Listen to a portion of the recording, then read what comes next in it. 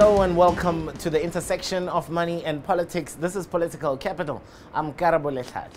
Over the past weekend, while some of us were watching the royal wedding, the ANC took a very historic step towards addressing land redistribution in this country. They held a first land summit where they heard from various members of society, including academics, lawyers, NGO, and land reform specialists. We'll be delving deeper into that story to find out what it means for you, for me, as well as for your business.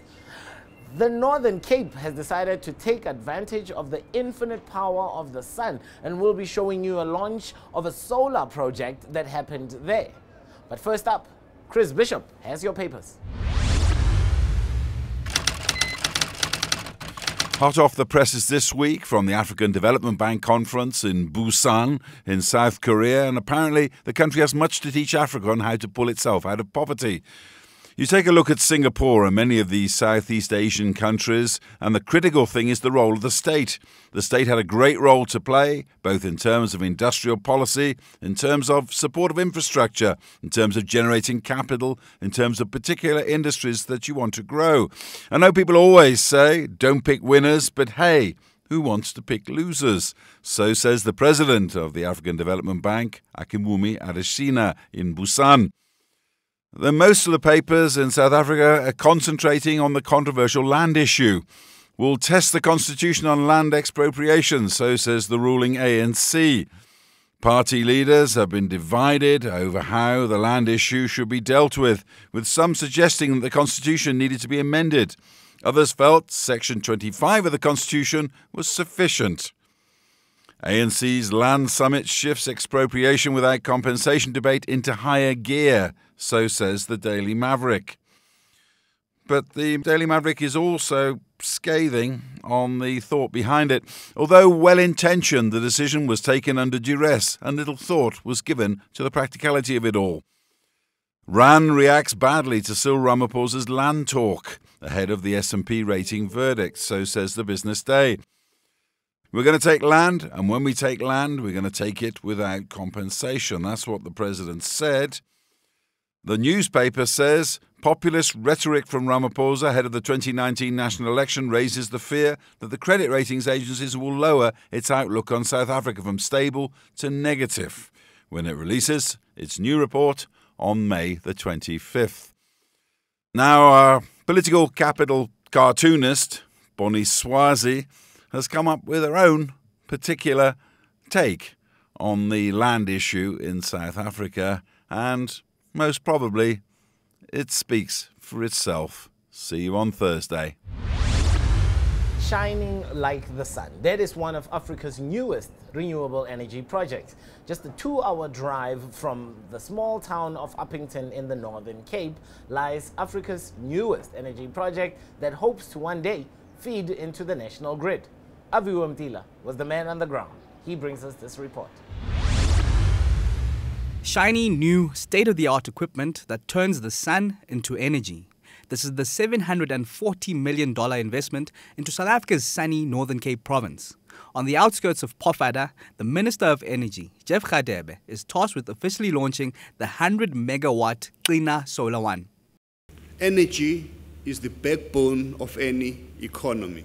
It is that lifeblood without which we are all going to die.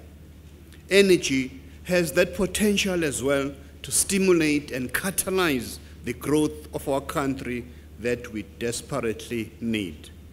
Our department is working very hard to realize the goal of a diversified, low-carbon energy mix, which is why this renewable program is going speed and steaming ahead. Partnering up in this project is Spanish internationals Abengoa, the Industrial Development Corporation, the Public Investment Corporation, and the Klina Community Trust. This is the third solar thermal plant that Abengoa has developed in South Africa. Dominic Gonzalez is its Vice President of Business Development. Klina Solar One is a 100 megawatt solar power plant with parabolic trough technology. It uses energy storage, molten salt storage technology that allows us to produce power into the evening when when the sun has stopped shining. So we have a thermal energy storage of 5.5 hours.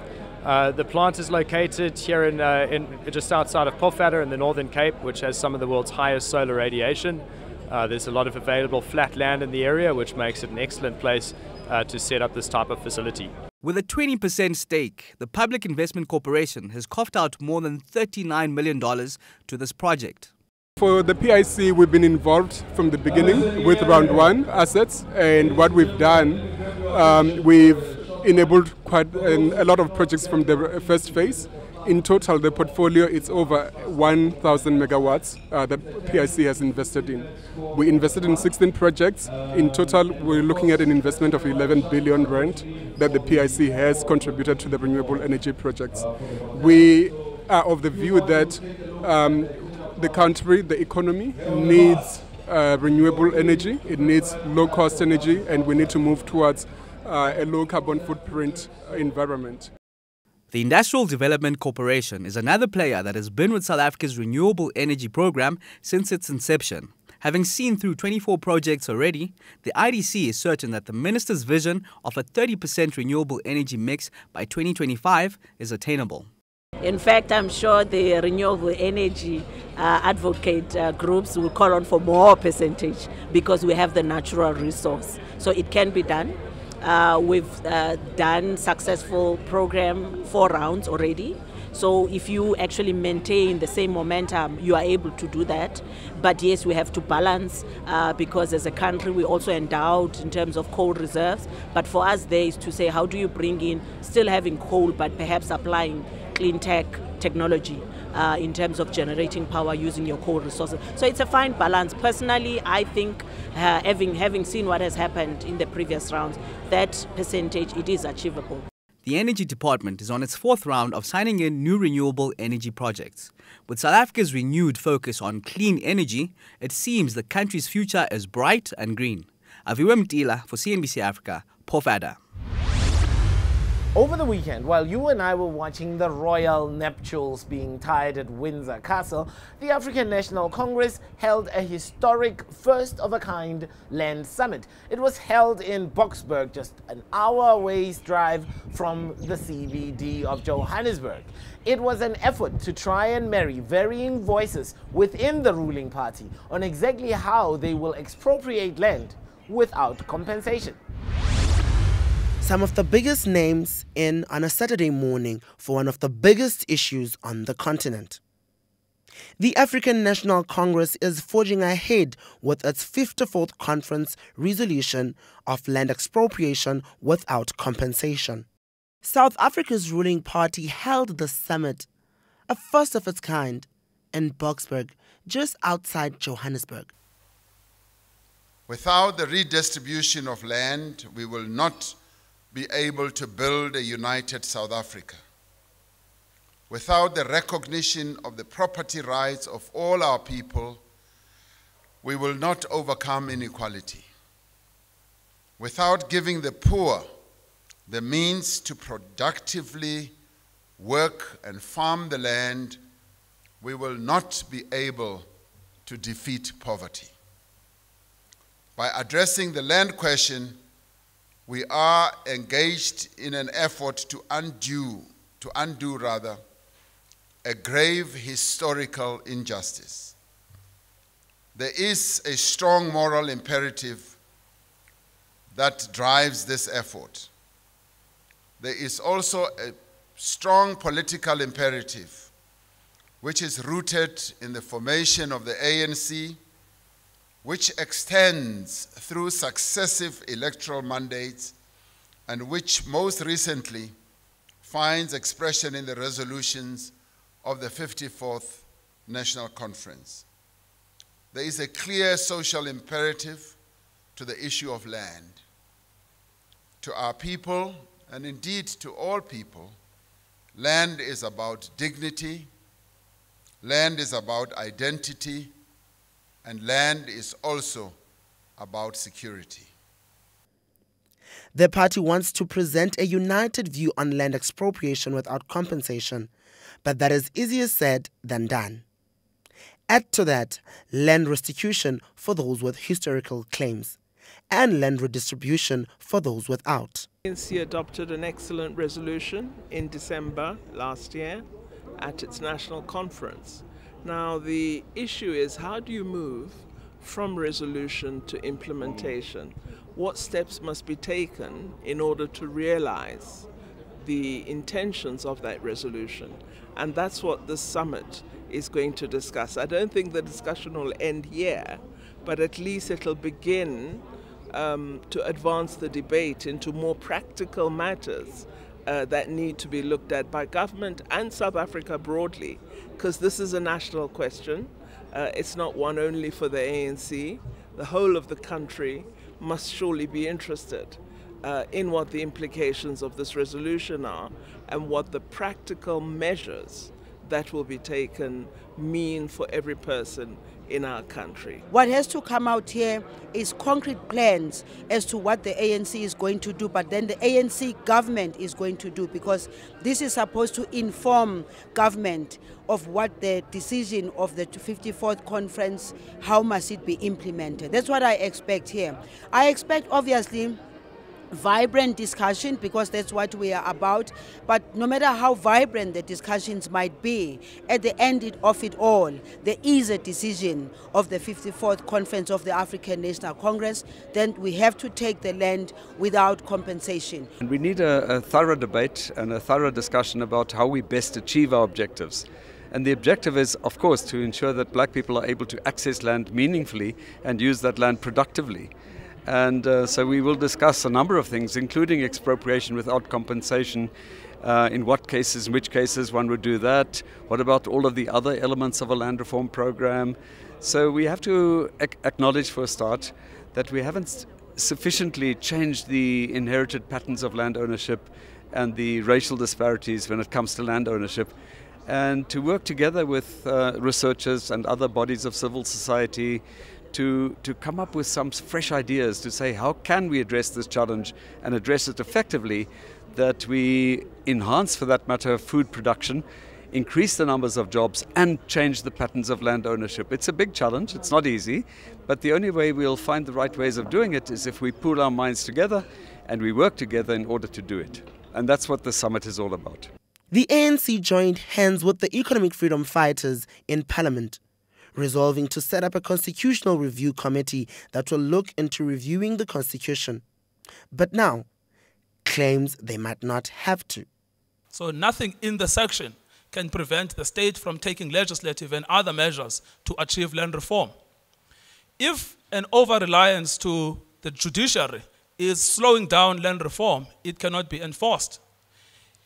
If the conduct of landowners excessively increasing the prices is frustrating the government from achieving land reform, it cannot be enforced.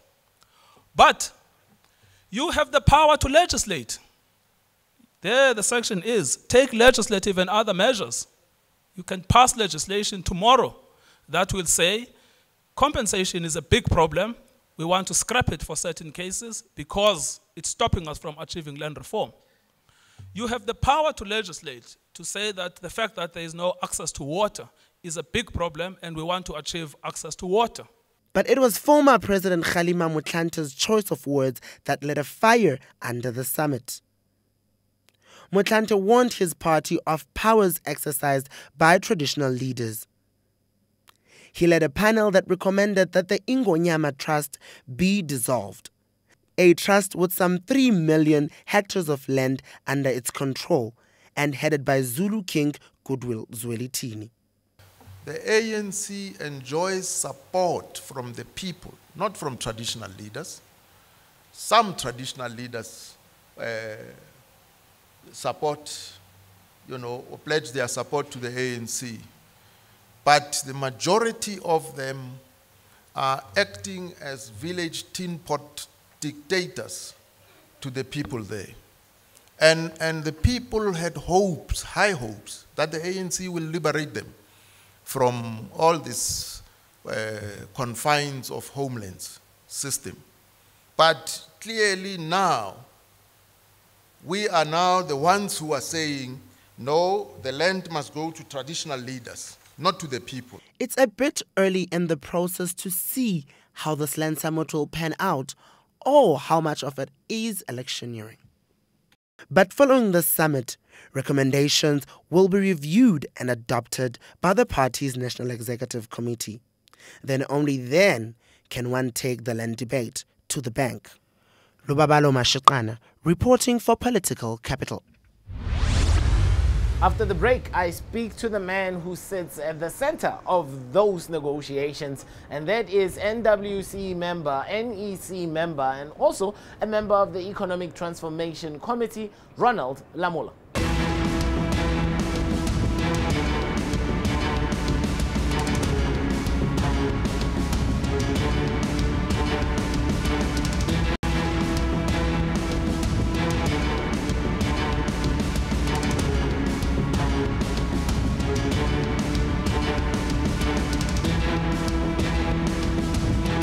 Welcome back to Political Capital, the intersection of money and politics. I'm Karabo Letlata. I recently sat down with one of the bright sparks within the ruling African National Congress, and that is NWC member, NEC member, as also a subcommittee member of the Economic Transformation Subcommittee in the African National Congress, Ronald Lamola, who discussed with me all the varying topics that came up after the historic Land Summit over the weekend. Some say you have an opportunity here to take this thing by the scruff of its neck and really amend the Constitution in order to do away with impediments like compensation, which is stipulated in subsection B of Section 25 of the Constitution. Why does the ANC not see the need to amend this once and for all? The ANC's approach to constitutionalism, particularly to this constitution, is that we are the key architecture of this constitution. We're amongst the key role players that crafted the constitution. Therefore, we view the constitution as a transformative document, which has got various sections which can enable you to enact enabling legislation like BE, Affirmative Action, the Expropriation Act, and the Redistribution Act or Bill. And unfortunately, we have not yet been able to put those enabling legislation, like the Expropriation Act or the Redistribution Act. So it is in this regard that we are saying government must proceed to put together an expropriation bill that will clearly stipulate you can do this without compensation, because there are various legal minds, including leading ones in the country, that are agreeing that it can be done within the current scheme of Section 25. So we're saying let's put it into test, and there are also some cases where you can quickly attend to and get clarity in terms of whether you can do it or not. So we are the government of the day. This is your government, Ronald. Your government that has, according to the analysis of what we're getting, has been able to expropriate for the last 24 years and just didn't. How do we know you're going to do it now? Because you're not changing anything. You're saying that government's got the ability, has always had the ability since 1996. Yeah.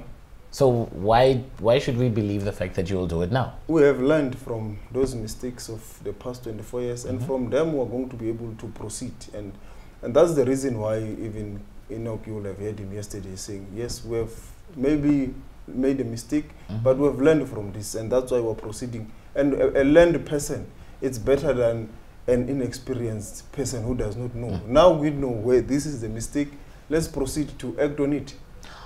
Who will this land, or the methodology at which the beneficiaries of land redistribution or land expropriation be? How will the ANC or the governing party, the government, decide? Yes, and that's why you will see from the outcomes of the workshop, which is still a recommendation to the NEC, is that the Freedom Charter had said the land must be shared among those who work it. The first one are the peasants that were dispossessed, people that is clear. The second one, and which is the clear outcome of the workshop, is that the land must be shared among those who need it. The reality of the country is that we now have 60% of the population in urban areas, and they don't have land. The vulnerable, the youth, the women, and some of the most poorest peasants in the cities working in the factories and so forth.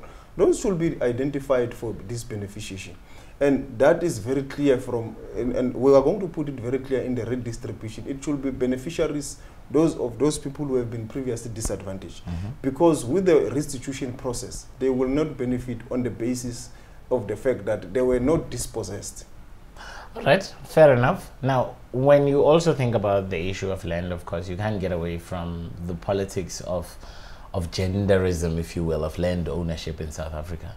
There's a lot of women that, you know, make up the numbers of the people who work the land. Is there a special view towards women? Yes, with regards to in that regard, and that's where we say government can quickly expropriate now. There is a case now of 20,000 farm dwellers or farm tenants and laborers, which can be quickly resolved. And when you look at statistics, is that the land in the farms and commercial or arable or substance is worked by women, but the second people who work that land is the youth. So let's give them the land. That's what we're saying. With immediate effect, it can be done with a stroke of a pen.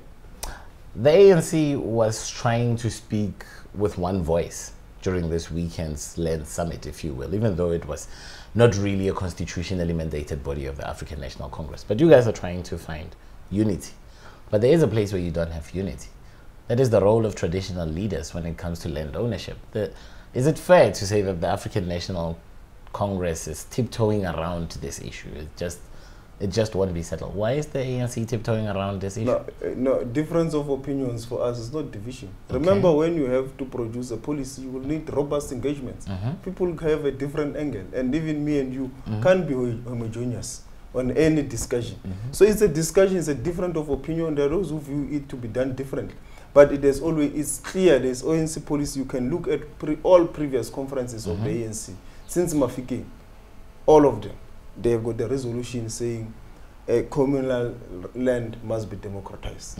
So the ANC is speaking in one voice on this issue, including the last conference of the ANC is clear. It's saying communal land must be democratized, and this for us means we need to provide security of tenure to rural people in communal land. So what does that mean? It therefore means you must be able to say in rural areas, can you register an OTP, a permission to occupy, or must we convert the OTP into a title deed? So the discussion that is there now is whether we must commercialize rural land or not. It's no longer whether we need it or not. It's no longer about that. It's about this part. Traditional leaders in control, as I have to say. The challenge with immediate commercialization is that most of the rural land, people have got some kind of sentimental attachment. It's a communal, family kind of, where you might find your younger brother having sold.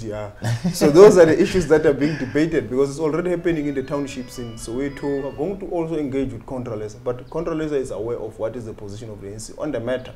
The only engagement is to find mechanisms how we can best handle the situation and do it. Okay. So your government is going to tell King Goodwill Zwelithini that Ingonyama Trust is not actually in charge of the some 3 million hectares that it claims to be in charge of. That is government land. That's why we're saying we did not, for example, discuss it and say we're discussing Ingonyama Trust, we're discussing the land of Sekhukhune. We have discussed it as a base of principle, communal land in the whole country. And communal land include the land under Sekhukhune, include the land under Ingonyama Trust, or any land that is in communal. Fair enough. You invited a lot of voices towards this weekend summit. There was academics, lawyers, NGOs, land activists, people who know about land reform. Where was the voice of business? There were some few and so forth, but remember the position of the ANC is very clear, biased towards the working class.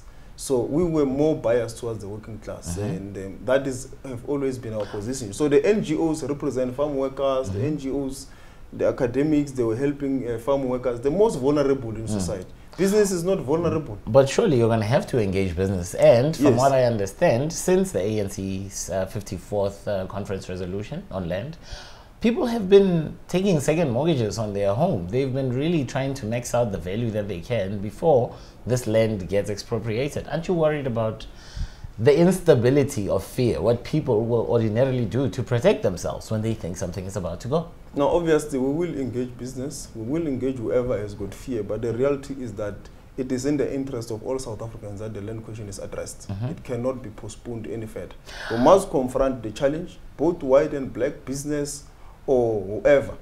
Let's attend to this issue, because one, it's not sustainable to have a country where the majority of the population does not have access to land. Okay. Where are they going to reside? Where are you going to do your business if the country is unstable? So it's also in the interest of business to come into the party. There's no need for people to run around, go to America like AfriForum and go to Australia. They must come to the discussion here in South Africa. Let's resolve this issue. Let's all of us confront it, but including those that have got fear. Can you say to them that they'll come in as equal partners, considering that land in South Africa is actually, in essence, a conversation of the haves and the have-nots? Now, the have-nots are being represented by all cluster of people that you said were represented at the summit this weekend. But what about the haves, the people who own the land? That's why we say it's a discussion for everyone. This discussion with regard to, in particular, Section 25, the review, is for everyone. And the ANC, that's why it's engaging anyone in society. But there is a time where you need also to engage the most vulnerable to get their side of the story also. Because the ANC always engage with business. There's always an opportunity for them. You are from Singapore, you are also with business. The ones who, the NGOs, they don't have an opportunity to go to Singapore with the president. So there is always a space for them. But we are saying at least a platform will be created. We always engage with big business. But the reality is that we must be biased towards the working class and create a sustainable, cohesive society. It is all of us who need to do that, and we believe that South Africa can do it. There are people, of course, who will be watching from the outside. I mean, ratings agencies are already watching us this week to see if we're going to be able to actually execute that public employees wage bill, if you will, that we will be able to sign off on it. Such things obviously take a toll on people, and investment perception will change when we execute land expropriation without compensation. How are you going to mitigate against the negative? The only negative is when there is economic policy uncertainty. We are discussing the issue, wants to bring clarity, want to bring certainty. So that is the certainty which must assure investors that these guys, they are doing it within the rule of law, within the constitution, and any other country has gone through evolution. So there is nothing wrong with us engaging on the land question. Okay. Finally, I'm going to leave on this parting shot. You were one of, at least for me, one of the most significant figures going into the 54th National Conference. We are now on the verge of President Cyril Ramaphosa's 100 days in office as President of the Republic.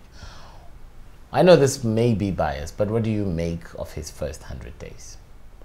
No, obviously, I think he has done tremendously well. He has been able to stabilize cabinet, and he's beginning to gradually put a cohesive organization too. And I think he's paying attention to state-owned entities for them to be able to play a role in economic growth and to play a role in developmental where they have to. But also, he has also been very clear on the issues of corruption and many issues. So I think up to so far, there is a steady progress. Do you expect more pace going into the second 100 days? They expect what? More pace to his actions going into the second 100 days. Yeah, I think he has, it will enable, the foundation has been laid, and he will be able to accelerate. Well, thank you very much for joining us on this episode of Political Capital. Remember, we're back on your screens Thursday at 6:30 Central African Time, only on CNBC Africa. Until next time, good evening.